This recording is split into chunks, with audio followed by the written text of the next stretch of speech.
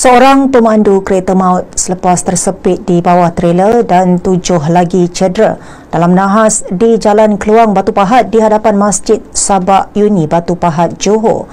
Dalam kejadian pukul 10.06 pagi hari ini, sebuah trailer dipercayai terbabas sebelum merempuh sebuah lori Isuzu, lori Highcom, Honda HR-V, 2 Azia dan Pro 2 Aviva. Komando Operasi Balai Bomba dan Penyelamat Air Hitam, Pegawai Bomba Hafizul Azrin berkata, seramai 14 anggota dibantu kekuatan 2 jentera Fire Rescue Tender dan 3 unit Rapid Intervention Motorcycle dihantar ke tempat kejadian. Sebaik pasukan tiba di lokasi, seorang mangsa yang berada dalam sebuah kereta didapati tersepit di bawah Pro 2 Aviva dan mangsa berjaya dikeluarkan selepas bantuan kren digunakan untuk mengangkat trailer terbabit sebelum anggota bomba menggunakan peralatan khas. Mangsa seorang lelaki warga asing disahkan meninggal dunia oleh pegawai perubatan dan diserahkan kepada pihak polis untuk tindakan lanjut.